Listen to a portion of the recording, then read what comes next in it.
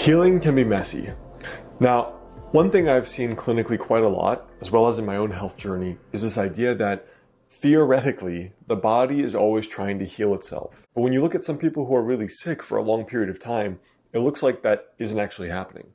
And why that's not happening is often more important than how the person got sick in the first place. So in this video, I thought I would share a little bit about this Hinge theory of healing that I've been meditating on quite a lot. Hey guys, Dr. Alex Heyne, Doctor of Chinese Medicine, author of the health book Master the Day. Now before we jump into today's video, I have two very important links right below this video. The first is for a free download, which is 4 daily rituals that can potentially help you add years to your life with traditional Chinese medicine. And the second is if you'd like to become a patient of mine locally or online via telemedicine, the way to contact my clinic is right below this video. I saw a very interesting patient when I was in school, and he came in, and when he walked into the clinic, he had this notebook of hundreds of exams, hundreds of medical procedures, and hundreds of supplements he was taking, Excel sheets, the date, the time, the number of times he'd taken the supplement, the dosage. The doctor that I was with briefly said, you know, what brings you in today? I see based on your chart, this is what you've been treated for. And the guy went into this long story about how he used to be 210 pounds, and ever since this illness, he's just been losing more and more weight. He has all these other weird, unusual symptoms, and he can't really figure out what's been going on with his body. And since then, things have just gotten far worse. I mean, he went from 210 pounds to 150 pounds. The guy in front of me was quite thin and small looking, which is interesting because he said he was quite a large, muscular guy 6 or 7 years ago. So not only was he lost 60 pounds, but he had these crazy complaints that kind of were a red flag, right? They were just hypersensitivities to everything. It seemed like he couldn't digest food or herbs or any real substance. After seeing him, it really made me think that this guy was really doing a lot to help himself. He was doing everything imaginable. He couldn't work. He spent hours a day, 10 hours per day, researching everything related to his condition and what could possibly be affecting it. And yet, despite all of that work he was doing, for some reason, he wasn't getting better. And it made me reflect quite a lot on why people get sick in the first place. That's one problem. But why don't people heal when they're doing a lot?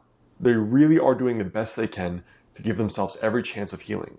Why does that not happen? So there's this clinical observation I've made now many times with many patients where they've done all the changes they possibly can, but their body still isn't healing.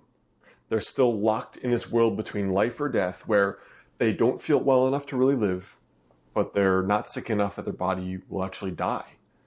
And I just call it the Hinge theory of healing, where the door hinge of the person's vitality, vital resources, the resources, we call it yang qi usually, has gotten stuck.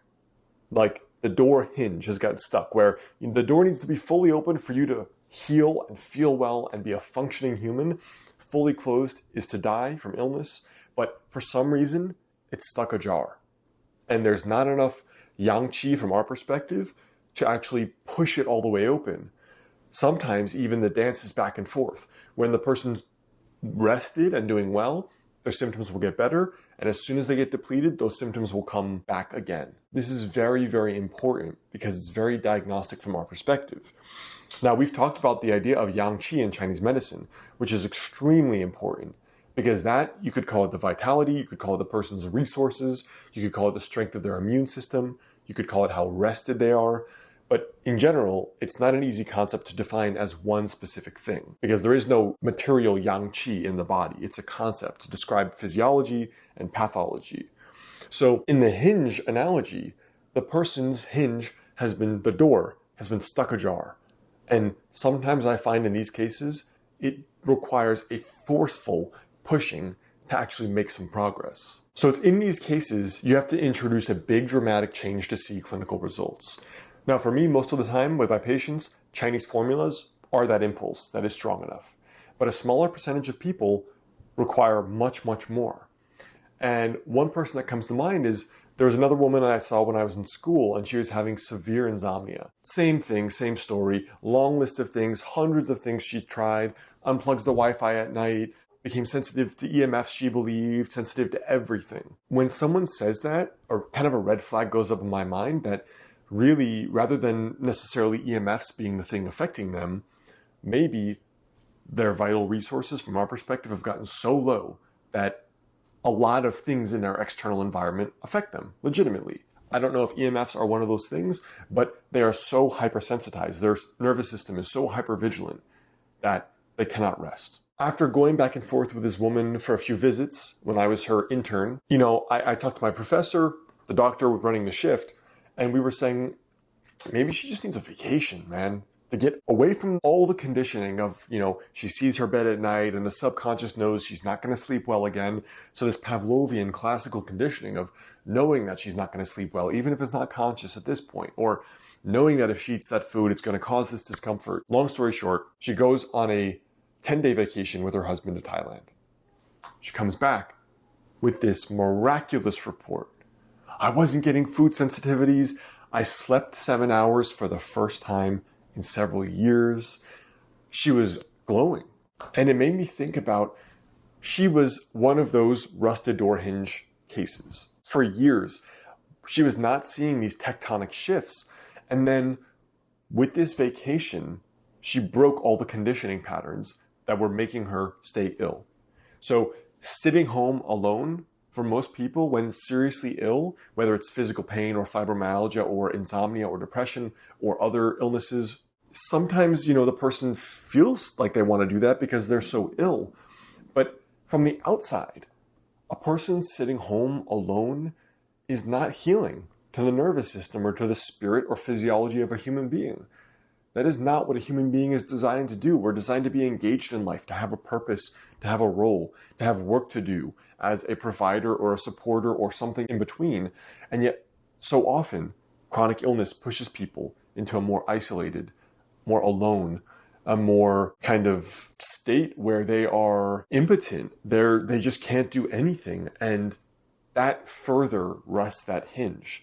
Sitting alone home depressed because I can't work, because I can't eat, that rusts that hinge further to where it becomes very, very difficult. The point of sharing this lesson is that if you are someone in that state or know someone, you have to provoke a big change. And one doctor, a Chinese medicine doctor, calls it provoking a fight. You have to provoke the fight, whether it's with Chinese formulas, giving a strong impulse to the physiology or the nervous system where it's been stuck and now you're saying, time to move. That can be the fight. The fight can be something that just totally upends your life. A 2-week camping trip, even though you're a terrible sleeper, under the stars, no electronics, or something else altogether. Some of these are what's required in the face of really serious illness that doesn't seem to be going in either direction. And you feel too alive to die, but too dead to really live a functional, real human life. So this has been a very important clinical concept for me that has helped me and my patients quite a lot, and I hope it helps you as well. Now, before you guys go, don't forget, right below this video is a link if you'd like to become a patient of mine locally or online via telemedicine. You can contact my clinic and private practice. Before you go, there's 2 other related videos that can help you heal right there.